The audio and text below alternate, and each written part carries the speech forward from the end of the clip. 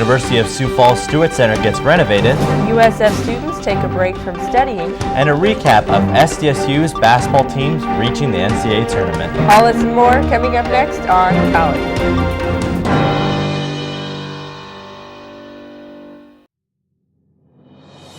From the Jeske Fine Arts Center on the campus of the University of Sioux Falls, this is College Week.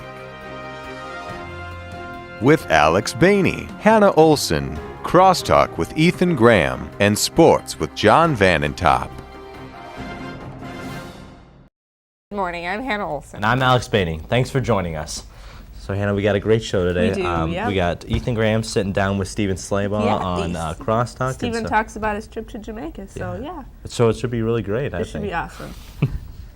The University of Sioux Falls participated in National Library Week last week. Students and faculty gathered at the library for events such as a life-size Candyland game, root beer floats, and an art exhibit by Jennifer Clarenbeck. National Library Week has been a sponsored event since 1958 and is recognized by all across the country. USF students will get an opportunity to travel this summer with a study abroad course planned in Peru, South America. Students will spend their weeks living with a host family, attending a Spanish language school, and spending time immersed in the culture. The trip will take place from July 1st through the 21st. Students must have a U.S. passport to participate in the study abroad course. The trip costs about $4,000 with an early bird deposit of $1,000 by April 26th. For more information, contact Diane Vandenover. With the new school year already around the corner, the University of Sioux Falls will also be seeing some new changes to the Stewart Center. With more on the story, here's College Week's Lindsay Elston. With the school year coming to an end, changes are being made to the USF Stewart Center. The Stewart Center was originally built in 1987 as a rec center and was eventually converted into an athletic complex for indoor sports. Although there are many plans to improve the Stewart Center, Athletic Director Willie Sanchez says right now they are focused on a few specific changes to the center. But basically right now what we're doing is we're improving the locker room situation as well as the gymnasium, and hopefully that'll be just a part of a master plan that would render this facility not only good for athletics but good for intramurals and for teaching and for classroom. So, but this is just the first step in something that probably should have been done when it was first built back in 1987. Jonathan Nebelsack, a freshman on the basketball team, says the changes are appropriate for higher competition with other schools' facilities. Okay, go ahead. I feel like the renovations put us in competition almost with other schools in the Northern Sun Conference. We were kind of behind the 8 ball with everybody else. They had, like, if you look at Augie's gym, they had a much nicer gym. I feel like if we renovate our gym, it'll put us more like on the same level as some of the Division II schools and maybe even attract recruits that we wouldn't have gotten before, and I'm excited about it. While many people see the changes being made to the Stewart Center as improvements, sophomore track athlete Bobby Menzie says he's concerned how the renovations to the gym will affect the indoor track and the students who use it. So losing the lanes in the track, that'll combine soccer, all the people who want to exercise, football conditioning, and the track team. So all the sports who are in the conditioning phase for their winter months and the track team who competes during the winter months are all going to be affected by the destruction of the track. USF hopes to see these changes completed by August 1st for the 2012-2013 school year. For USF College Week, I'm Lindsay Elston. So Alex, have you been over to the Stewart Center to see I have been over renovations? there. It's looking kind of different in there. They're taking out some walls right now and whatnot, but then the locker rooms are getting all changed in there, and it should be really nice once it's all done. So Good. Sounds good. With advancements in medical technology, bone marrow transplants have become effective treatment for several types of diseases. For this life-saving treatment to be available, however, there must be matching donors. College Week's Bess Salisbury takes a look at how USF students are helping save lives. This past week, USF students were able to partake in the chance in helping to save lives by registering as bone marrow donors. A Vera nurse and bone marrow transplant coordinator, Sarah Schuster, says that becoming a life-saving donor is an easy process. Registry is just a cheek swab and filling out a questionnaire. And the questionnaire is just a matter of demographic information, so they would be able to contact you if they ever needed you, and then a brief medical history to make sure that you were eligible to donate. Schuster says registering now is an opportune time for college students. This is the perfect time for people to get on the registry. When you're young and you're healthy, make the best donors. So for students to get involved now is so important. Even if you're not eligible, just to spread the word and to gain knowledge. Due to health risk, traveling abroad may potentially limit some students from being donors. Schuster says that every student should still get involved.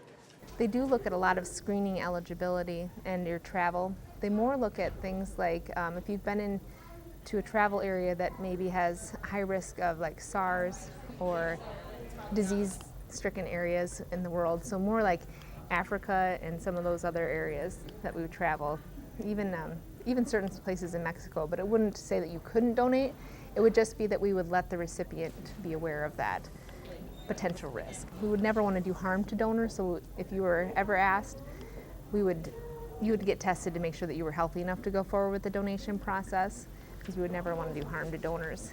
And the chances of actually even getting called are very minimal, but if you ever did get called, what an honor to be able to potentially save someone's life. If you are interested in being a bone marrow donor, you can register at Avera's Prairie Center here in Sioux Falls or go to www.marrow.org/join. For College Week, I'm Beth Salisbury.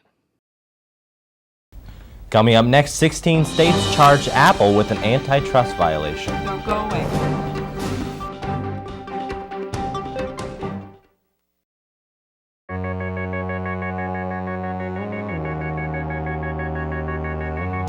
Academic excellence, inspired talent, Christian values, athletic champions.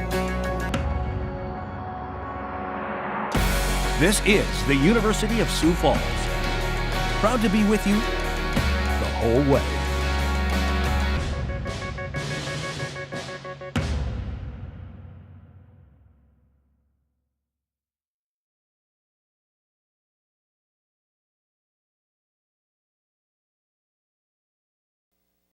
South Dakota Attorney General Marty Jackley says Apple conspired with publishers Penguin Group, Simon & Schuster, and Macmillan to artificially raise prices of electronic editions of best-selling books. Jackley said the actions of these companies to control the price of ebook sales violate antitrust laws at the expense of South Dakota consumers. The next production to hit the USF stage is West Side Story. This American musical by Arthur Lawrence, with music by Leonard Bernstein and Stephen Sondheim, will show April 18th through the 22nd in USF's Meredith Auditorium. Show times are 7:30 p.m. the 18th through the 21st, with a 2 p.m. matinee on Sunday the 22nd. Tickets are $10 for adults, $7 for students, and $5 for children. Tickets for USF students and faculty are $1. For ticket information, contact the USF box office at 605-331-6787. With finals right around the corner, students find a way to take a break from all the studying, and what better way than to get outside and enjoy the weather. College Week's TJ Oates shows us how to have fun in the sun. Because of the unseasonably warm temperatures, USF students have had more opportunities to enjoy outdoor activities, one of them being disc golf. Brady Furman, a freshman at USF, says why he enjoys disc golf. Well, it's free most places, and you can just come out with your friends and have a good time. Just throw around, doesn't have to be serious. Don't need to keep score if you don't want to. Just all around fun time. Furman says how he became involved with the sport. I first started in like 7th grade. We had a unit about it in gym class, and it turned out being pretty fun. Never really got into it until I came here, and my roommate got me into it. He played every day last summer. With baskets instead of holes, it's an experience that can be played by all ages. It wasn't that hard. You just gotta make sure you keep it flat, and it's pretty much at the mercy of the wind. Well, that's a quick look I'm TJ from USF College. We hope to see you out at the golf course. So Hannah, I know the semester's just about over. Have you been able to get outside and get away from the setting for a while? A little bit, not a whole lot. You know, sometimes I wish I could just kind of transplant my computer from the inside to the outdoors and just be able to enjoy the sun. Wouldn't that be nice? That would be lovely, but it doesn't happen too Doesn't often. happen. Coming up next, Ethan Graham sits down with Stephen Slaybaugh on Crosstalk. Don't go away.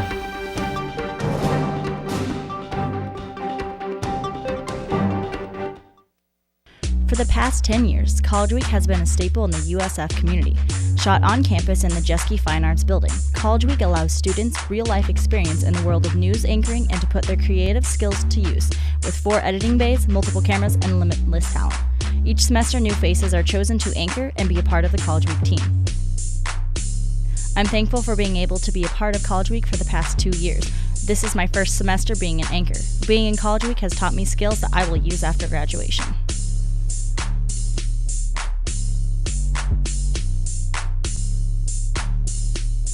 Hi, I'm Beth Salisbury. I'm an anchor, and this is College Week.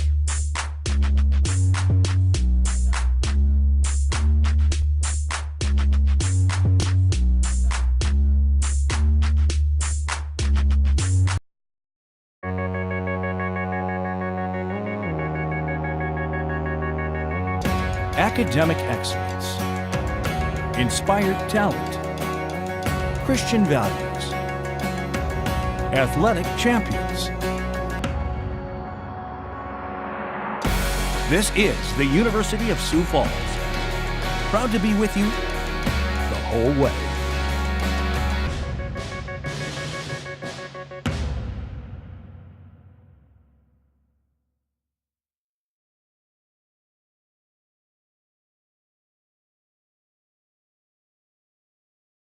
Good morning, and welcome to another edition of USF Crosstalk. I'm Ethan Graham, and this morning I'm here with USF sophomore Stephen Slaybaugh. Good morning, Stephen. Thanks for being here. Yes, it's good to be here. How you doing this fine morning? Good. I'm doing good. Good. Well, Stephen, this last January, you took a trip to Jamaica, and I was wondering, where did you first hear about this mission trip? I just got done looking through the J-term classes, and it turns out that none of them were I didn't really want to do any of them. So I went into the student development office one day, and Tina was talking about this Jamaica trip. And I said, how much is it? And we talked about it, and I got signed up. So it was pretty sporadic, but really a blessing in the long run. That is so cool. And so, Stephen, I guess what made you decide then you wanted to go to Jamaica, that this was something you wanted to be a part of? Mm-hmm. I've really been wanting to go on short-term missions trips for a long time now. And I just haven't got the opportunity. And so when it came up here, it was really, I felt like God's call for me to finally go and to get out in the world. So. Sweet. And I guess what were some of the most unique things that stood out to you when you were actually down in Jamaica? I think the thing that struck me immediately when I got off the plane was the beauty of Jamaica. I got off and it's just mountainous forest and just beauty, and Jamaica is actually a tourist destination. So it's kind of a tourist trap. Yeah, yes. And so there's beautiful beaches, and but really you get inland and it's just a very poor country, and you get to see more of the missions aspect of Jamaica and what that's like.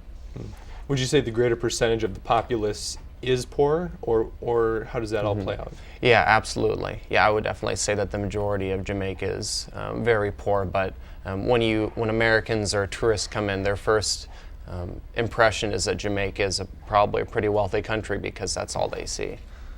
So. Now, Stephen, down in Jamaica, this is also the home of Atlantis, isn't it? The hotel. Yes, I think it is. Okay, well, very cool. So I guess when you were down there, Stephen, what kind of mission work did you guys end up doing then? We went to an orphanage called Robin's Nest for a week. We just helped out in upkeep of the orphanage, did painting, mowing, whatever they needed. It's a big orphanage, and they constantly need people to be in and reconstructing, but we also at nights and in the mornings got to play with the kids and help them do their homework, and that's where really I felt my heart was tugged for God's children, and it was really a blessing. Now, would you say the orphanage then is where you guys spent the most of your time? Did you do anything other than that at all, or was that your main mission objective? Yeah, for the first 5 days we were at the orphanage. In the last 2 we got to visit a little bit of the tourist attractions in Jamaica, some of the, I guess, just, yeah, the big ones. But that was fun. I really miss the orphanage. I wouldn't say that was my highlight of the trip at all, but it was good to see Jamaica more up close and personal. So. Sweet. So, Stephen, if you would have to go back again, would you say that you would definitely want to go back to the orphanage then? Yeah, if I went back, I would want to go to the orphanage for an extended period of time too, I think. A week isn't quite enough where I could make much of a difference. The kids make way more of an impact on me than I could ever make on them. But I feel like if I was there for a month, 2 months, a year, that God could really start to work in those kids' lives, hopefully through me. But yeah. Very cool. Well, I guess, Stephen, who all went on the mission team then? You mentioned Tina Spade. Who else all went? Yeah, there was a group of 8 of us, sophomores, seniors, juniors from the university. It was just a really great group, and we had a blast together. That's so sweet. And so I guess, in what ways would you say, did you see God work through these people that you went with? I think see a change there? Yeah. Personally, for me and for them, I guess I got to see the abandoned and rejected used for God's glory in the end. Kids who don't have parents, and it was really a blessing for me to get to see how God uses everyone, not just the rich. And so that's so sweet. Well, Stephen, would you encourage others to consider going to Jamaica? Yeah, I would say a short-term missions trip in general would be a great thing, and that everyone should do it at some point in their lives. Okay. Well, thank you so much.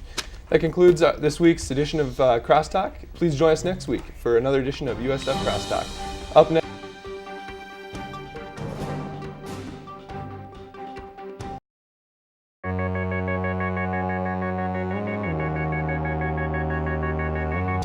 Academic excellence, inspired talent, Christian values, athletic champions.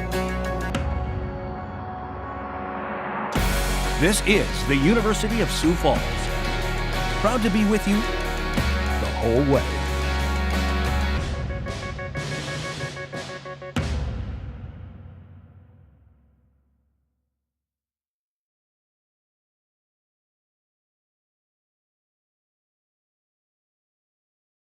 Welcome to another edition of the College Week Sports Roundtable. I'm Sayer Bettinger here with Sam Tassad, John Vanentop, and Brett Geese.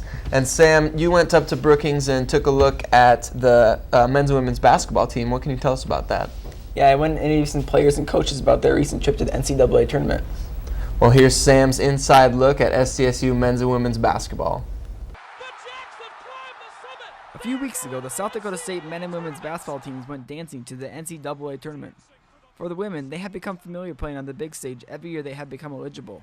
It's been great. Getting to 4 NCAA tournaments is really difficult to do, but our players have just put everything into making it happen. We've had a lot of talented young women from South Dakota, from Minnesota, who've really committed themselves to being the very best. And we've done it against some of the great teams here in the Midwest. So it's not like we've had an easy road. We've had to do it against great competition. But everybody's coming together. They've put a lot of effort into it, and really been a special 4 years. Junior Ashley Idy of the Jacks shares playing in the NCAA tournament is an opportunity she is not taking for granted. Playing in the NCAA tournament is kind of like a dream. You know, most people don't get the opportunity, so it's definitely very exciting, and the atmosphere is definitely unlike anything else. So it's just, you know, kind of the biggest stage in basketball. On the men's side, it was the Jacks' first NCAA tournament appearance after enduring 3 seasons where they won 10, 6, and 8 games respectively.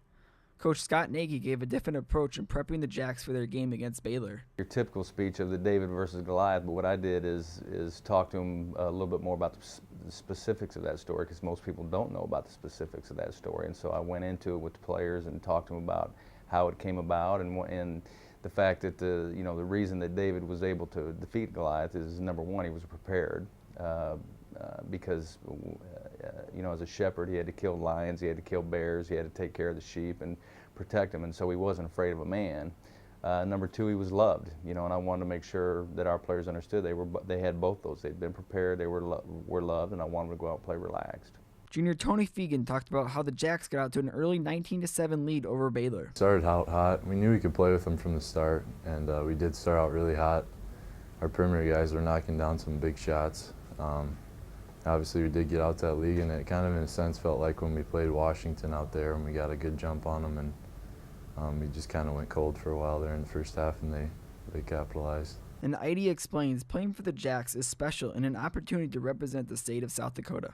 Playing for the Jacks is just kind of the sense of camaraderie that we have. We're like sisters, and just to be able to play with your best friends every day and just kind of be with the state and, kind of represent the state and have the community of people that we do surround us. The Jacks men's and women's basketball teams will look to get back to the NCAA tournament next year and will hope to continue to represent South Dakota nationally. For College Week, I'm Sam Tasted. Welcome to the College Week Sports Roundtable again. We're going to talk some NFL free agency today. So there was no bigger move this offseason than the Denver Broncos signing Peyton Manning, the quarterback formerly of the Indianapolis Colts.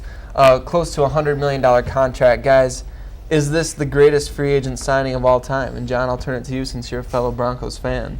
It's debatable that it might be the greatest free agent signing of all time because you look at Peyton Manning, easily a first ballot Hall of Famer. You look at his stats, his numbers. He's got a Super Bowl win, so I'm hoping he can bring one to Denver for us. But I think it might be the greatest signing ever. I mean, it's a big contract, but he deserves the money. He's played great over the years. I think it might be the best. Sam, what do you think? I think it's definitely a great move. It has some young wide receivers, and hopefully he can get them to elite status. Brett, do you think this move puts Denver over the top?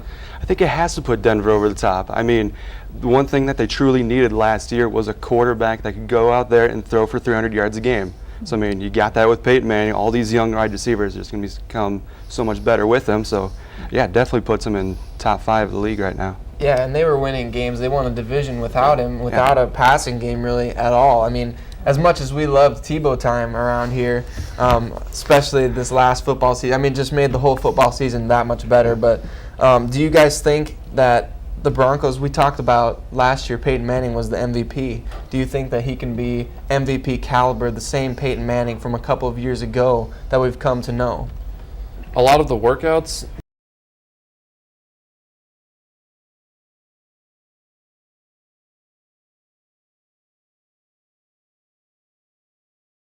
that a lot of the scouts have been watching have been saying he's just as good as he used to be before the injuries and the surgeries. So I don't see any reason why he should be any worse for wear. If anything, he might actually be better because he's had, a year plus off just to rest. And he's obviously not the only big free agent signing. The Buffalo Bills, Brett, $100 million contract to Mario Williams. What do you think of that move, and how does that improve their team going forward? That's going to be huge for the Bills because they need defensive help. Their secondary is, they're all right, but they need somebody to go in and rush the passer. That was a big thing. They're just not getting any pressure on the ball, so just a lot of going back there and hoping their secondary does something great. So signing Mario Williams is going to be huge for that defense. Sam, what do you think of the Mario Williams signing? I think it's a great add. He'll be able to go. The Bills are going back to the 4-3, so he'll be going back to his natural position. Yeah, that was something that I was kind of confused by in Houston. They tried to put him at outside linebacker. Obviously, got injured. The whole series of events that transpired after that. So the Houston Texans aren't much worse off. They got a guy Connor Barwin, 11.5 sacks last year as a replacement for Mario Williams. But another big free agent signing, the first day of free agency, Vincent Jackson to the Tampa Bay Buccaneers.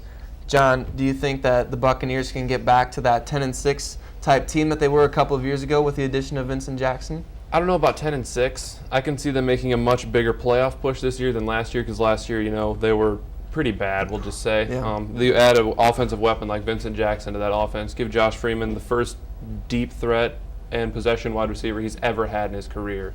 That's easily going to put his numbers up. So their offense is going to be better. They've always had a good defense. I feel like it's going to get him a lot better, but all I can say is I'm glad he's finally out of San Diego. Absolutely. Definitely glad that he's not on the enemy's team anymore. So, Sam, what do you think? Do you think that Josh Freeman, can he vault himself to a Pro Bowl level with this addition? I think it'll definitely help. He's really never had a really true number one receiver other than his tight end Kellen Winslow. Yeah, absolutely. And Brett, we know another team who added a big name receiver this offseason, the Chicago Bears, team that you root for. So Brandon Marshall going back, reuniting with Jay Cutler. Do you think this move, the Bears were obviously a great team last year before injuries and all that. So what does this move mean for Chicago? I think it's going to be huge for Chicago. I mean, the one thing that they've always needed was a true number one wide receiver. Getting Brandon Marshall out there will go great with Earl Bennett because he's more of a number 2 wide receiver in my opinion. But the chemistry already with Cutler and Brandon Marshall is going to be huge. Bears are actually going to have a passing game, which is going to be fun to watch. And not only that, but they added Michael Bush to that running game. How do you think that affects Matt Forte and the Bears offense as a whole? Well, it all depends on if Forte wants to come back. He's kind of not too happy with this move. So I believe he's holding out as of right now. But if we get him back going and everything, great running game with a pretty solid passing game now. Well, what do you guys think? The state of these franchises, free agency over, the draft coming up. John, give me your top 5 power rankings for the 2012 NFL season. Well, number 1, I still have to go with the New York Giants. They're the Super Bowl winners. You're the best team until somebody can beat you. So they're obviously number 1. I got the Patriots right behind them since they were right there, and they're always a great team. Got the Packers and the Niners at 3 and 4. They're kind of interchangeable in my opinion. Mm-hmm. And then, of course, I got to pick the Broncos in top 5. It's just absolutely, it's needed. Sam? I put the Giants at number 1. As we said, they're the Super Bowl champions. Like we said, the Packers and Patriots, you can kind of change them around. I put the Packers and then Patriots. I put the 49ers and I put the Ravens. Got the Broncos on I see they're the next team. And Broncos and Bears. Brett, what's your top 5? I got the Giants number 1 for the same reasons as John said, but then I got the Patriots, 49ers because they kept their defense, signed a couple wide receivers. Broncos at number 4, I think they're going to be huge this year, and the Packers rounding out the top 5. I've got a similar top 5 myself. Giants number 1, Patriots, the 2 top teams from the NFC and AFC last year. Green Bay Packers, 15-1 in the regular season, obviously a very good team. San Francisco, like you said, some continuity there. That's really going to be key for them. And then the Broncos, I think we said multiple times now, the addition of Peyton Manning is just huge. I mean, it makes any team a Super Bowl contender, not just the Denver Broncos, but it should be a great NFL season. Without a doubt. Well, that wraps up another edition of College Week. I'm Sarah Bettinger. Have a great day.